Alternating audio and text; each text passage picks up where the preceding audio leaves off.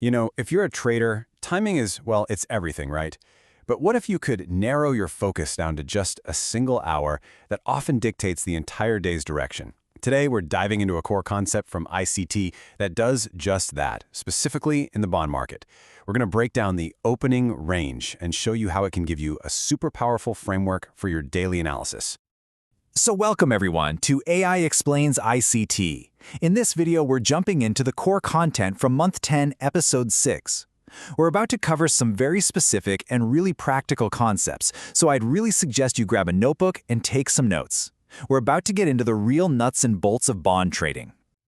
All right, and you know the drill. We got to get the standard disclaimer out of the way first.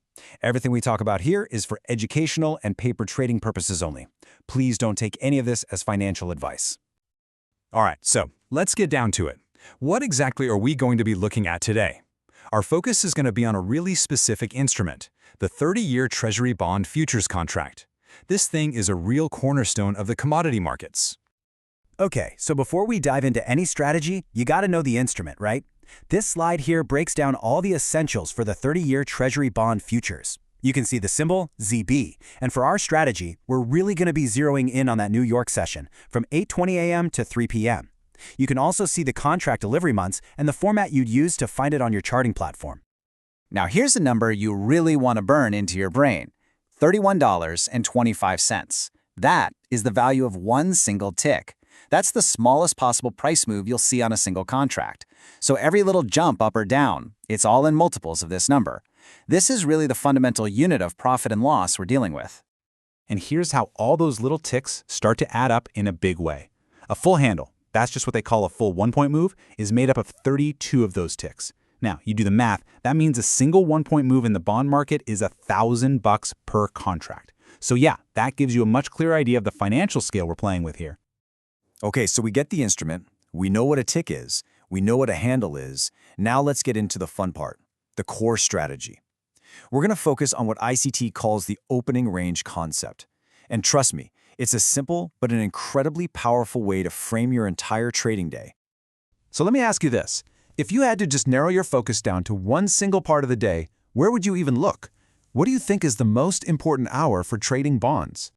Well, according to ICT, that critical window, it's right between 8 a.m. and 9 a.m. New York time. This 1 hour block is what he calls the opening range. So why is this so important? I mean, it's just 1 hour, right? Well, it's because this period, more often than not, is what establishes either the high or the low for the entire trading day.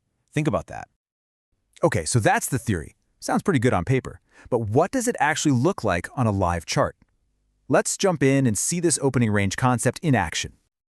All right, let's break this first one down step by step. See that shaded green area? That's our opening range, 8 a.m. to 9 a.m. The first thing we do is just mark the high and the low of that box. Now, look closely at what happens right after 9 a.m. Price dips down just enough to take out the low of that range.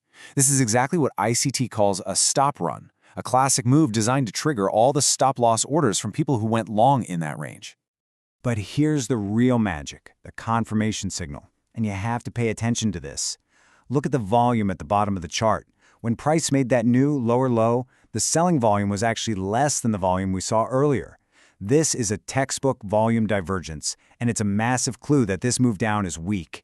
It's probably just a run on stops before a big reversal. So, just to be super clear on what we mean by that, volume divergence is when price pushes to a new extreme, like a new high or a new low, but it does it on lower volume. It's basically telling you there's no real conviction, no force behind that move. It's a huge signal that the trend might be running out of gas and is getting ready to turn around. Okay, let's check out another scenario. Again, first thing we do is mark our 8 to 9 a.m. opening range. But this time, instead of running the low, look what happens. Price dips down into a very specific area, inside the range. And this is what ICT calls a bullish order block. This area acts like a springboard, like a support level, and you can see price just rallies hard right off of it. And for anyone who's maybe a little new to this, a bullish order block is a core concept in ICT. The simple way to think about it is, it's usually the last down close candle right before a big, strong move up. The whole theory behind it is that this is an area where big institutions parked a ton of buy orders, creating this powerful zone of support.